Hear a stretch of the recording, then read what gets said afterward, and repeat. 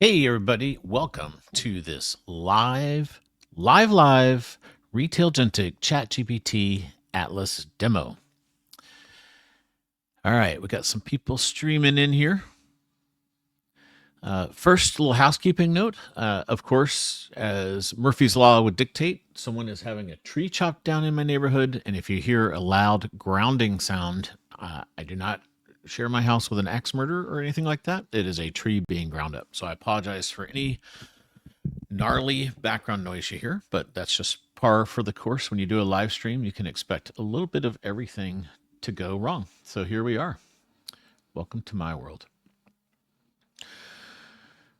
Okay, let's looks like we got okay, good. We got some folks coming in here. Let me get my chat open. All right.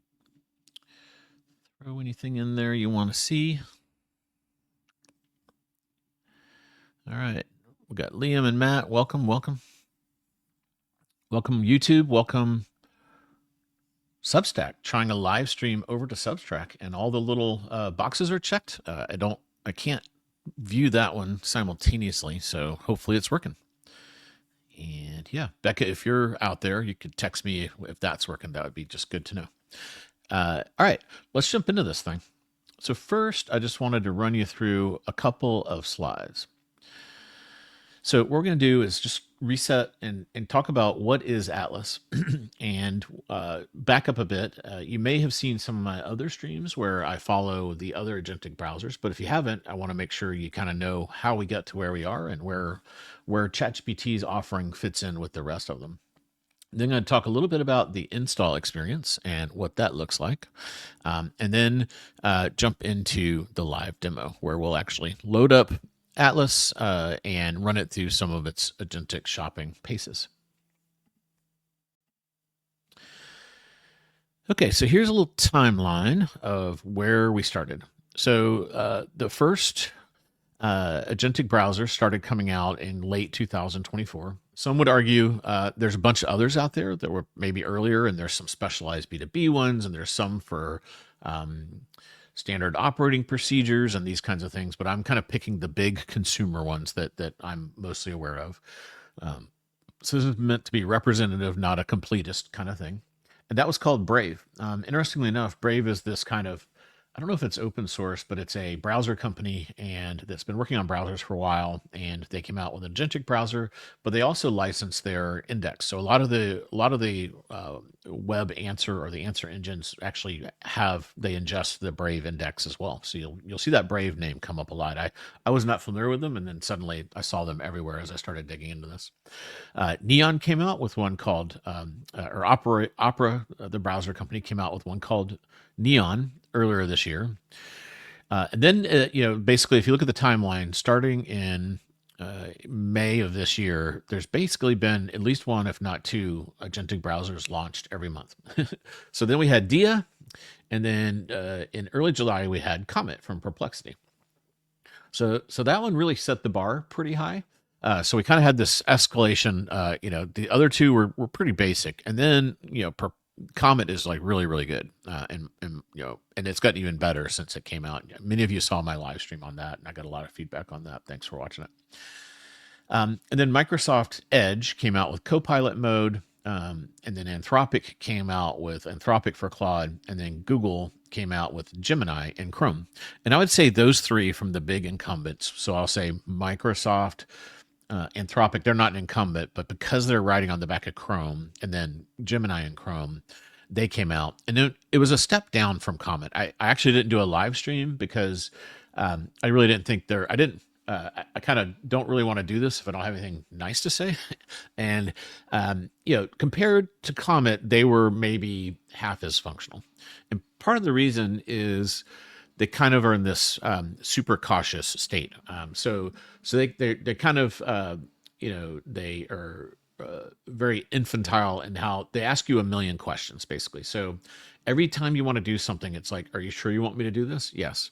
Now, there is a risk when you use these agentic browsers. There's something called prompt injection, where nefarious websites can hide a prompt on the site. And when the agentic browser loads it, the underlying model may run what's in there. And so, in I'm not aware of that happening in production, but I think there's been some simulations or arena type things where people have been able to cause this problem, and it's something to watch out for. Personally, the way I get around that is I go to websites that are very known to me. So I'm going to go to Gmail. I'm going to go to Amazon. In today's demo, you're going to see me go to, very known e-commerce sites. I'm not, jumping off into a website I am not very familiar with, and I rarely do that. So it's not usually a huge problem for me, and I don't really worry about it. But it is something that everyone should be aware of. That if you are, if you're out there and you spend time on not the top 100 websites, it is a potential risk to be aware of. Okay, and then we knew over a year ago. It leaked that ChatGPT had hired a couple of the original developers of Chrome. And so we knew they were up to something. And you've probably heard me say this forever. It seems like it took forever. So we knew ChatGPT was up to a lot, and then there wasn't anything coming out. And then there was like GPT-5 hit, and then ever since it's been this relentless onslaught of things kind of coming at us. And sure enough, earlier this week, they dropped Atlas on us this Tuesday. And that's what we're going to walk you through. So let me move me so you can better see. There we go. So it's important to kind of understand how answer engines work. So the user is over here on the right, and they are doing their thing. They're browsing, and they go to one of the answer engines, be it, we have ChatGPT, Perplexity, Anthropic, Copilot, and X in this example. That has a web index. So this is what the new thing was with answer engines. Before, you only had the training data that was up to a year old at most of these systems. So it was giving you it was a bad search experience because the data wasn't fresh. And training isn't the same as a web index. So this was a huge up from just kind of traditional, just help me learn, really with the original LLMs before they had a web index. They were pretty good at helping you train things and learn systems, but they weren't really good for, they weren't going to compete with Google by any means, or becoming what we would now call an answer engine. So the genius is by adding a web index and giving the model access to this whole index of current things and training data, basically memories and knowledge, it is very powerful. And it's able to not only answer questions that it's been trained on, but feather in information that's newer. So there's two data sets in this setup. There's this kind of giant, terabytes of training data that's not stored in an index, and it's basically stored in weights. So it's basically learned. So it can't. Most times it can't just regurgitate it. So it's not rote. A web index takes the best parts, the highlights of a page and the page itself, and creates an index between what this page is kind of about and relevant, and then if you want the whole page, you can get to it. It doesn't store the whole page. Then there was this third thing that came along, and this is what everyone has. Anthropic has one of these. We'll just stick to the ChatGPT naming. So in January of this year, they came out with something called Operator, ChatGPT Operator. And what this did, it was really cool because they had come out with reasoning models in the prior year. They thought, wouldn't it be interesting if we just gave a reasoning model a computer and told it to do stuff? And that's basically what this does. The model can now go out to a server, spin up a virtual machine. We live in this fascinating world where you can just say, hey, AWS or Azure, spin me up a virtual machine, and I want it to be running a browser only and sitting on top of some operating system, usually like a Linux derivative or something, doesn't matter. And you have this browser in the cloud that can then go do stuff, and that's pretty interesting. And it was interesting in that the LLM is doing a lot of work because it's looking at it, it's using image recognition, and it's pushing buttons like you would. It's acting like a human, which is a lot of effort for the LLM. They then announced an upgrade to that. That was called a research preview, and then they kind of and it wasn't really clear why. You'll see the path. We now see clearly what was going on here. And then in July, they kind of said that's gone, and we have this new thing called Agent, and it's really Operator with like 2 generations of upgrades. So it was basically operator, still the virtual machine and all that, but it got much faster, much better, and it could chain together more stuff. I've used them both pretty heavily. Operator would lose its mind about 6 steps in. Like frequently, I would have it go for some other stuff I do. I would have it go to a LinkedIn, find some information, and put it in a spreadsheet. And it would get 4 deep, and then it would forget where it was. It couldn't find the first tab, and then it would just like lose its mind and just peter out. Agent could go much further, and it was faster, and it was much better at recognizing user interface elements. It's almost like they trained. This is my speculation. They trained a more specific model for these human actions on websites. Okay. So this is the way agent works. So the user's over here on the left, they use agent. It goes over to, I assume, Azure, and it says, hey, I need a virtual machine. It spins up that little virtual machine down there. Now, this, and then it goes to the merchant's website. In the shopping context, it's good for a lot of different things. But in the shopping context, then it's going to go to the merchant site and push buttons like we would. The problem with that is, number one, because it just creates a machine in the cloud, it doesn't have any of your past login information. So you're constantly having to log in over and over again. And then if the virtual machine, and then after the session, the virtual machine stops, session 2, like let's say I go to Chewy, I order something, I log in, I'm like, oh, that was cool. Next time I do it, it'll be easier. Nope, it's a complete reset. So now you just have to do that over and over again. So it was not good for shopping.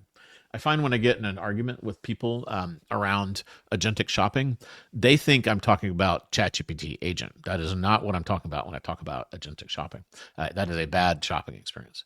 But it's pretty good for websites that, that you want to extract information from that have no other way. Like I use it for LinkedIn if I want to like pull a list of companies in the triangle area where I am, for example, that kind of thing. Now, what happened pretty quickly is because this is server-based and it uses a bank of IP addresses, it's very easy for a website to block it. So for a while, you could use Amazon and this. And this was a way around. Amazon has blocked the web search piece of this, so they don't let any of the crawlers pull in their data. So Amazon's out of the web search index, and also the training index because they block the training bots too. So Amazon's not in the training data or the web index. So this was a way around. But then Amazon very quickly said, we don't like that, and we're going to block it. So they just put a do not enter sign there, and they basically block those bots. So now you can't use that to do anything agentically with Amazon. Okay, so before we had Atlas, we had this whole setup going on, kind of building on this. Number one, you had kind of the more traditional things people would use, which I'm going to start at the right and work left. We have the buyer. Oh, let me try this little pencil mode here. Oh, no, that's not going to work. Cancel. Discord changes. So you have the buyer there. He uses ChatGPT, which is hosted on Azure. It can access a web index. It can send a live bot over there to go get some pricing information, for example. The user finds what they're looking for.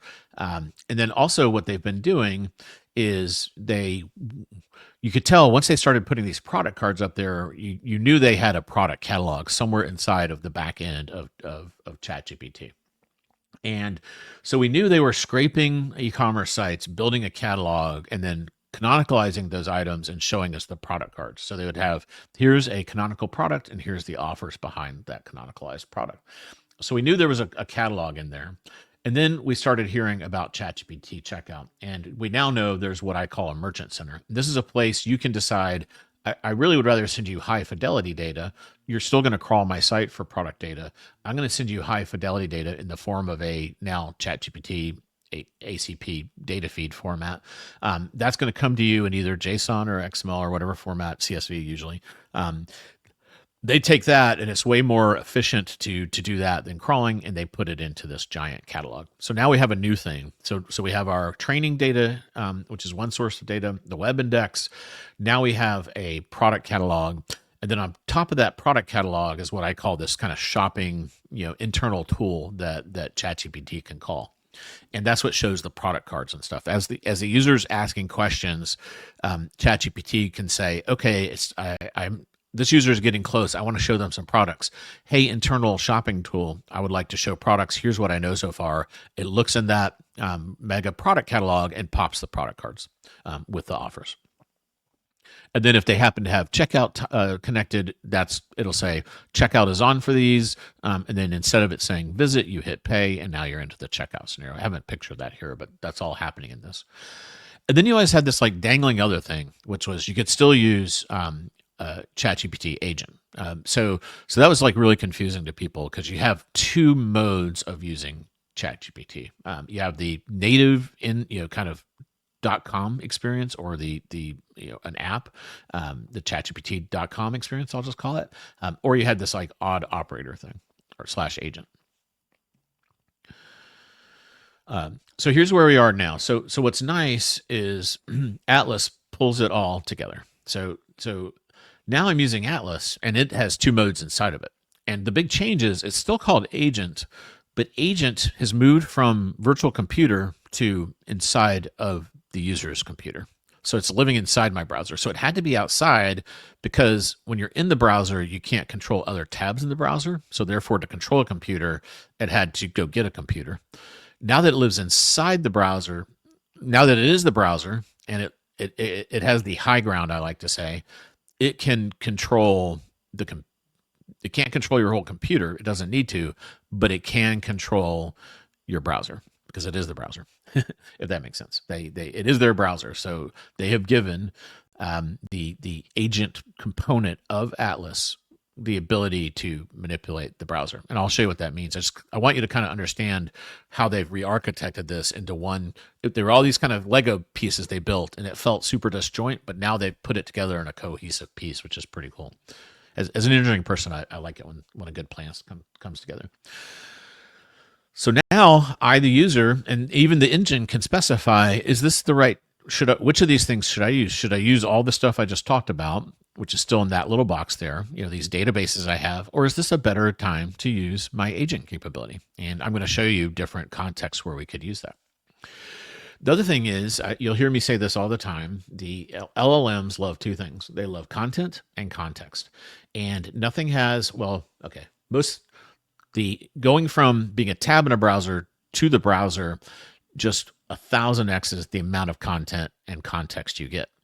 You now get access to email, if so allowed. You get calendar. Because you have that, you get purchase history. If the purchases happen in the browser, you can have memory of that.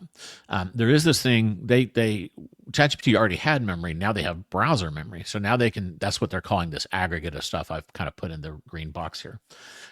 It knows where I've been. It knows where I'm going. If it looks at my calendar, it knows, when I'm busy and not, all these types of things.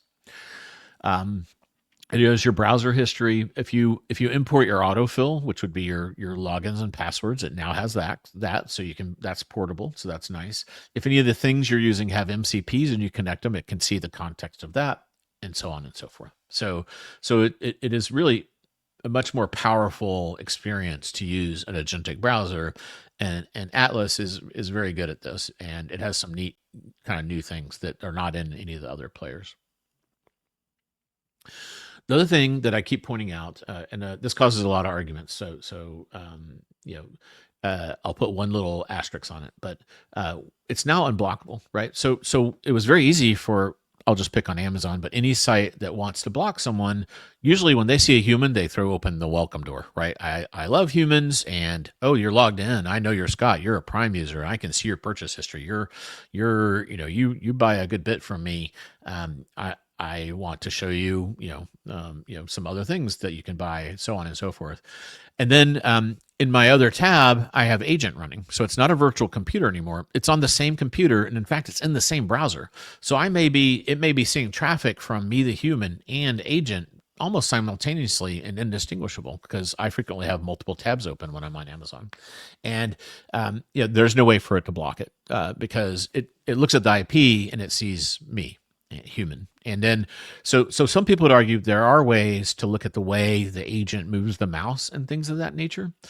I'm a little skeptical about that. I don't think, if I was at Amazon and this had any false positives, the risk of blocking 300 million users due to a false positive is so high, that thing would have to be 100.000% before I block any users, because I have an economic incentive for people to come buy stuff. Now, if I'm a news site, I may take that risk or something like that. A content site, my content's so valuable, I'm willing to put up, steel bars in front of the store and not care about it. I don't think that's going to happen. So there's, I'm sure we'll have some LinkedIn naysayers jump on me for that, but that's my perspective.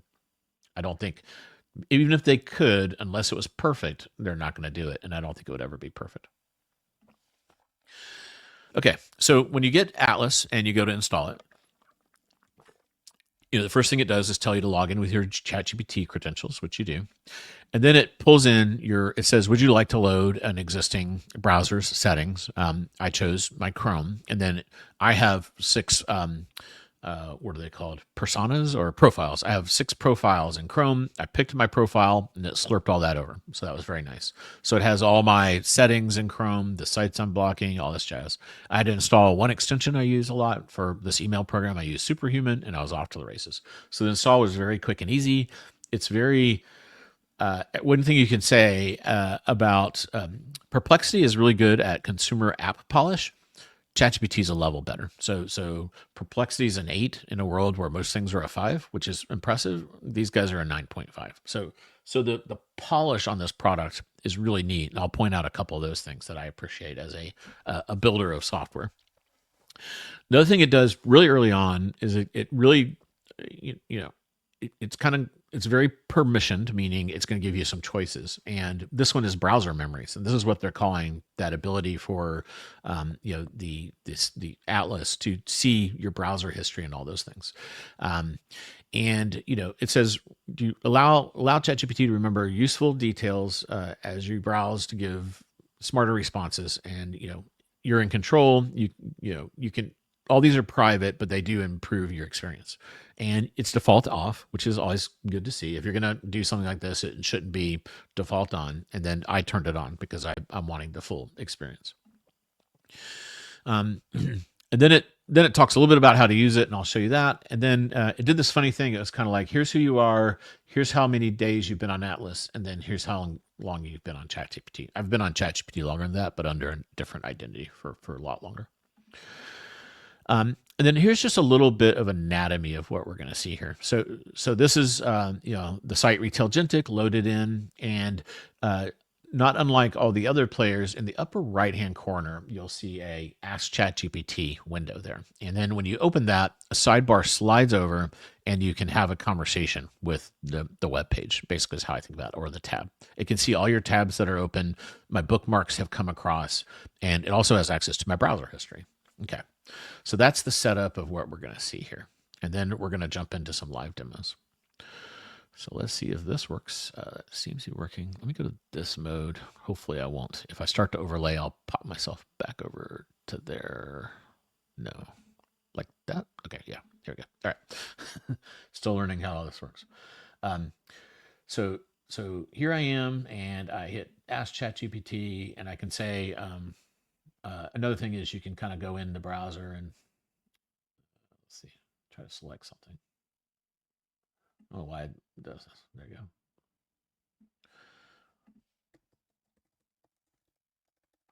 So, let's say you're busy, you see this headline, and you're trying to decide, should you listen to this podcast about Manil?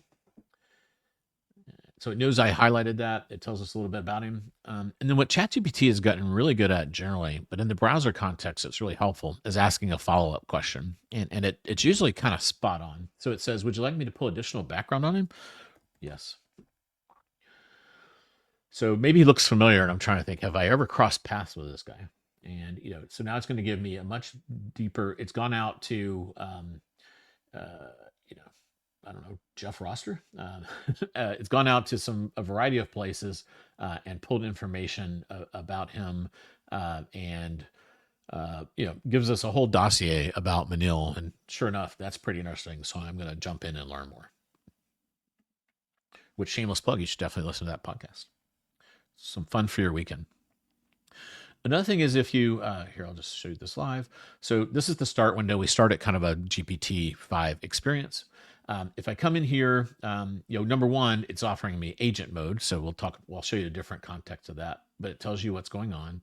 And then it's just kind of said, it makes all these recommendations and it's so spot on, it kind of freaks me out sometimes. So it's wondering if it wants me to map the agentic commerce landscape.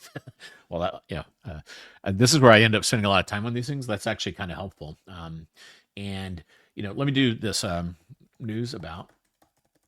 This probably doesn't come as a surprise to you, but this is something I look for all the time. So it's going to go and find some news. But what you see here that's kind of handy is we've got it kind of, this is like ChatGPT mode. There's a search mode. So this is it's a clone of Google basically. That's probably the wrong word, but a Google list kind of view. And what's really nice is you're like, oh, let's go see what Google does. So they almost want you to kind of compare to Google in a fun way. This is how you know when you have the high ground, is when you're like, yeah, go try Google, and then you'll come back. And over here, it does an image search. So this is kind of nice. There was no way to do that before in the answer engine. So this is one of the reasons, this and maps are the reasons I still use Google still. So now we're down to maps. And then, videos, if you want to see any videos about this. Oh, Mark Mahaney. That's a really good one. Yep. I've actually, I knew I had seen that recently. And then news. So this is actually helpful too, because sometimes I want it to just show me the news. And then, again, if I do this, it will go over to Google News. So that's a neat little feature there. And this is kind of like in that polish camp. Another thing that I like, let's see if this works. Some of these animations may not work on screen sharing. But I frequently, I have, you may find this hard to believe, but I have between 4 and 6 screens in my workstations, and I'm moving tabs around a lot. I'll actually pull them out of a browser and move them. That was an early Chrome invention.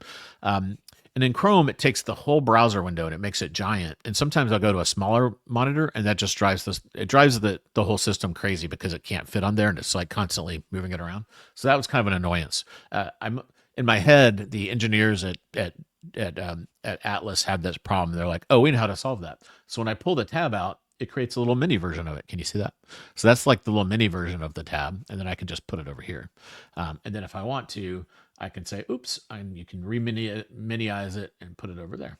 Oops, I missed it. And this is another little, okay, wait. I'll do this so you can see better. Then when I pull it out, it tells me it's going to land up here by doing a little slide.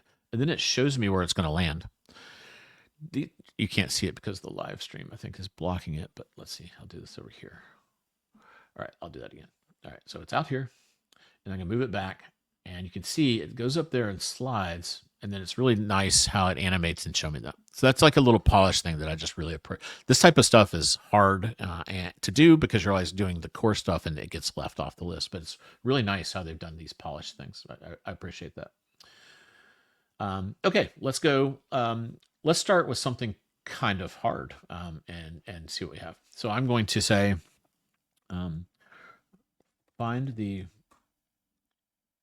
twice baked potato and chicken parm I looked at recently. Okay. So what it's doing is it's going to start searching my browser memories, and it's found my favorite twice baked potato recipe and a good chicken parm recipe. And it says, would you like me to create an ingredient list? So I'm actually going to say yes. I'm going to go into agent mode. Oops. I have to do this. I'm going to agent mode. I'm going to say, create a ingredient list for both dishes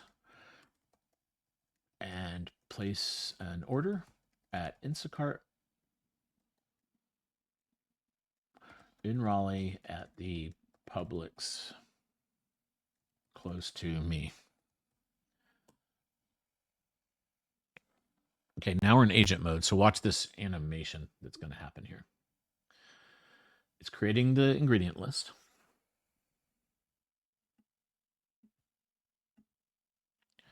Can you see that? Did you see it's got, I call it the sparkle or the crackle. It's the Atlas crackle. Okay, so it's pulled up this one recipe. It's doing its thing. I'm going to put this over here. Okay, this is where I got in trouble with my previous live demo with Comet. I got too many things going on, but let's see. We're going to push it a little bit.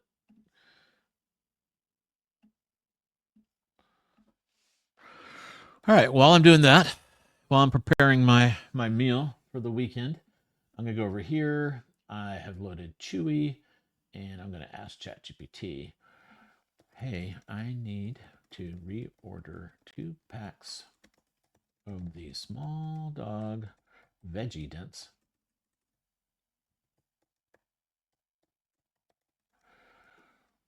Can you do that and add to cart and hit the buy button without asking for anything?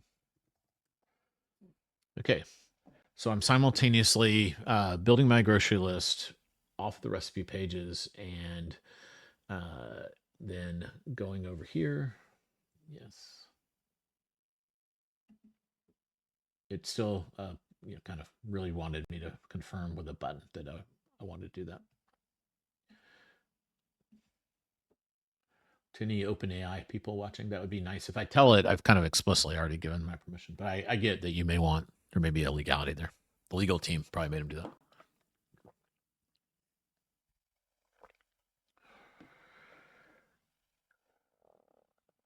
All right. It is having a hard time. So it's Instacarting.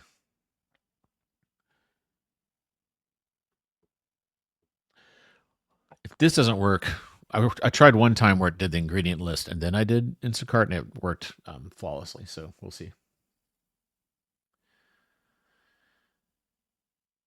I think it has 2 windows open inside of there. That's why we're seeing kind of the grayed out area. But over here, over on the right-hand side, it's ordering my veggie dents. It's I don't know if you saw, but it's gone and got the right ones. It got them out of my reorder history.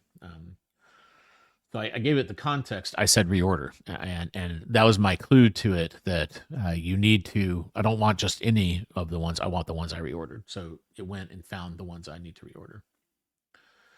It appears the add to cart button after selecting the buy once option. Great. Now I need to set the quantity to 2. I'm going to check the drop box and let's proceed.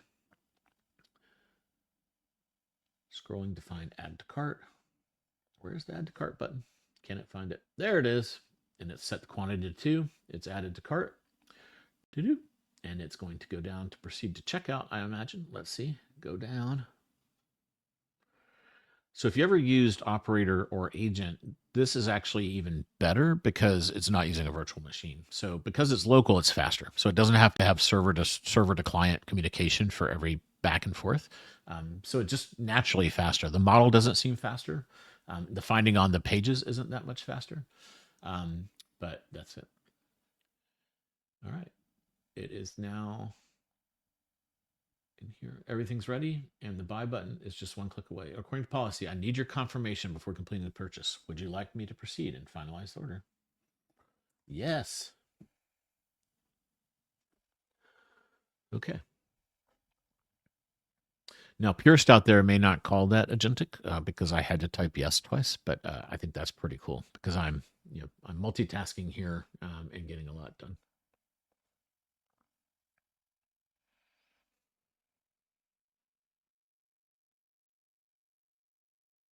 Come on, you can find it.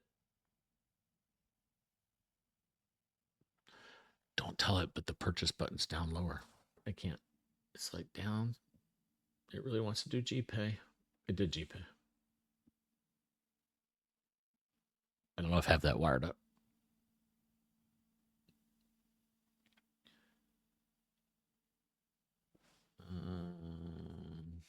Okay.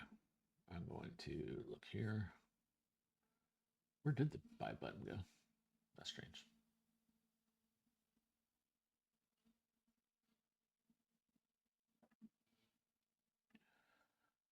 All right. I'm going to go back to that page here.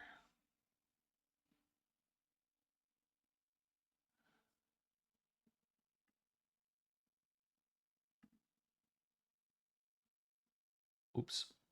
It was probably Chewy is now in a bad state. I don't know what's going on with that. Did you guys see that?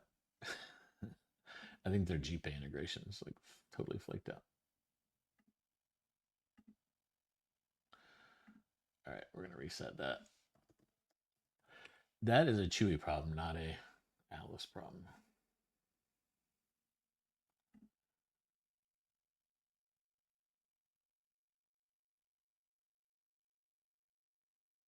There's some weird cookie set now or something. There must be some Chrome to GPay communication that is like just totally zapped up. All right. I don't know why it clicked on that time. Previously, I had not. So that was one of that experience.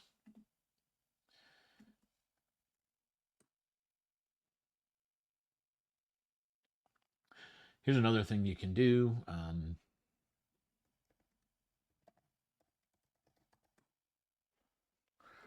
Over here on the left, we're looking for some ground black pepper. So what it's doing is it's going ingredient by ingredient, and it is then taking it and adding it to the Instacart kind of behind the scenes here. We'll see how it comes up. So I'm going to find this, and I'm going to say, let's see.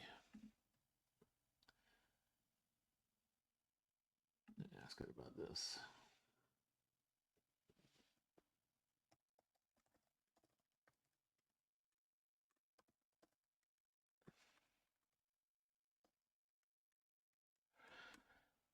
Trust Amazon, but I'm going to verify that this S2725DS monitor is a good price at $157.99.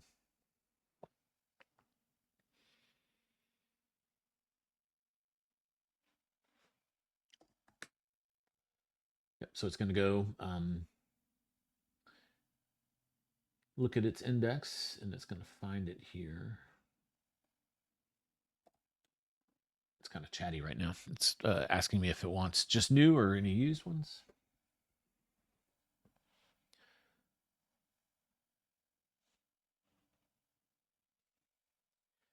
I may have been too ambitious adding 2 recipes. It's adding a lot of ingredients. Now we're doing breadcrumbs. There's a way to expand this. It's kind of cool. So you can, here we can go see the whole chain. So look at all the work it's done over here.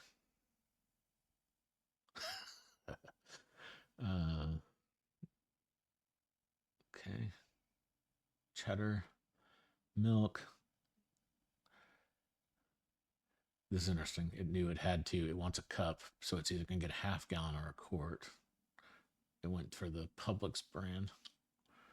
It's got this salt. Holy cow. It's been very busy over there. All right.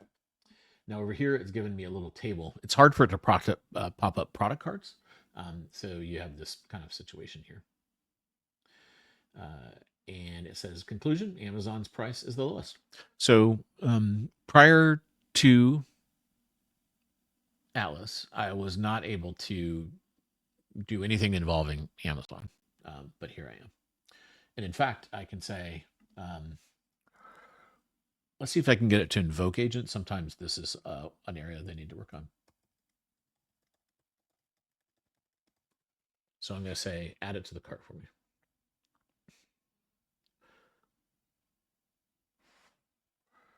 Say yes. Okay, it invoked it that time. That's good. So we get the crackle.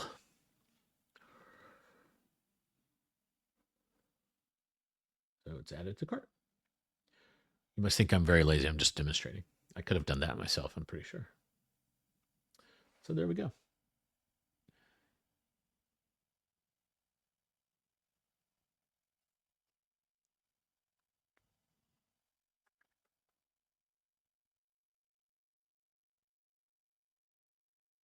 So now it's going to verify. So it has a nice verification kind of mode, and it's found it there. All right. Let's kind of do this from this context. So let's say I'm here and say, I am looking for over on the left, we're in mozzarella cheese, a 27-inch. That must be the chicken parm. It seems like maybe it's moved on to chicken parm. Let's update here. All right, chugging along. Monitor, it needs to be Mac M4 compatible with a USB-C. I had someone tell me you would never use Agentic Commerce for shopping for a monitor, and I was like, I have to every time because it's so. I can't tell you how many monitors I've ordered, and it won't work with my particular system. The USB-C display port, and I'd like it to be 4K UHD and 60 hertz or better. Okay, so this is the kind of prompt that you would need to use filter nav on a traditional Amazon or Best Buy search experience. And it's very quickly understanding this, and it's picked 3 or 4 models for me. So I'm going to do this one, and yeah, that is there. And then I can do agent mode and say, now this is pretty wild what's going to happen. Get ready. Over on the right, over on the left, we're down into, it's gotten a little lost.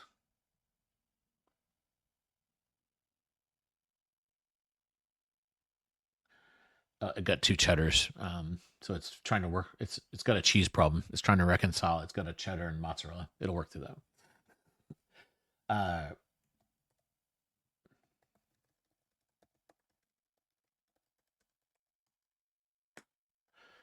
Okay, now if I did this right,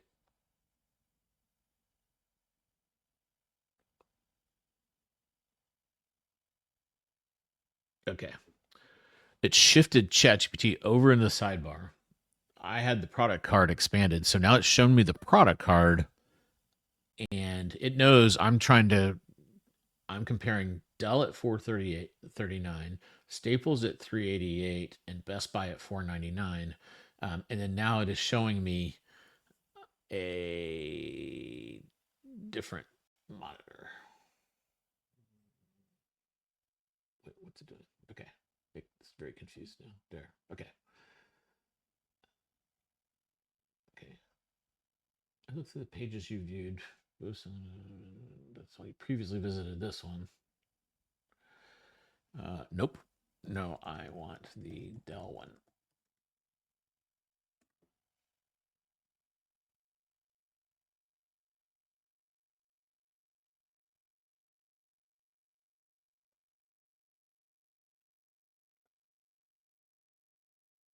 Okay, I think it didn't really grasp the Dell part of what my prompt was. That prompt's on me. All right, let's go back. Reset here. Let's see. Let's do this. Reset. Go back to here. And then here. And maybe I'll select it. Maybe this will help.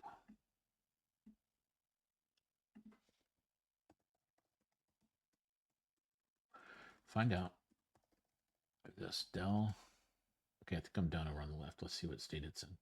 P2725QE is cheaper on Amazon.com.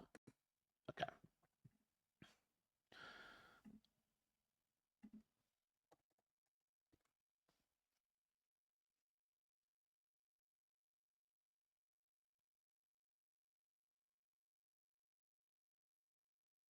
I think it got lost. I compiled ingredient lists for the twice baked potatoes. Here they are. All items show 1 in cart on Instacart, which indicates they've been added successfully. The cart is ready for checkout. Let's go see. Instacart.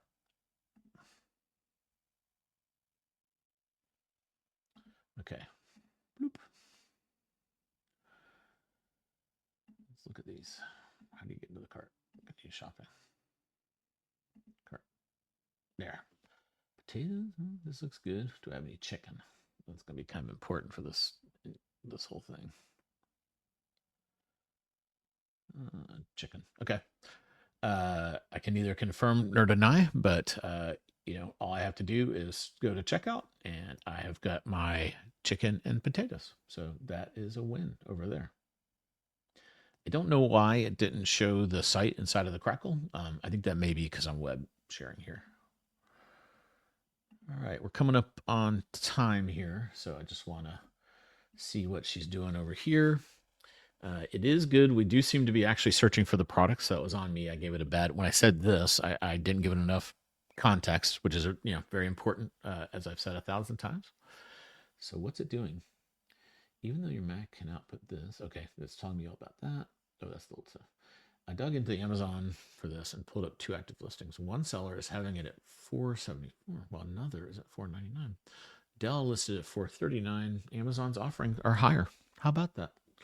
So it isn't cheaper there at the moment. Did Amazon block me? No, they did not. They cannot, they will not, and they are not going to block me. So I now can agentically shop on Amazon and check their prices using this type of a system. So very handy. All right. I hope you have enjoyed this live demonstration of ChatGPT Atlas. We did a Chewy reorder. It got a little sideways due to Google Pay, but we'll chalk that up to a early experience bug somewhere in the connection there. I have done that before and it worked. I'm not exactly sure what happened this time. I did a very complex multi-item order on Instacart. It filled the cart with the 19 things we had. It reconciled my cheese situation, and then it figured out how much of each thing to order based on what's available. And all I had to do was press the add button, and then I showed you how you can use it in different swapping around contexts to order a monitor. I hope you enjoyed it. Thanks for joining us today. If you missed anything or want to zoom in, this will be on live stream, and we'll put the slides up as well on Retail Gentic sometime next week. Thanks. Everyone have a great weekend. And, you may have big plans, but if you carve off an hour and play with Atlas, I think you'll be pleasantly surprised by the experience. Bye, everybody.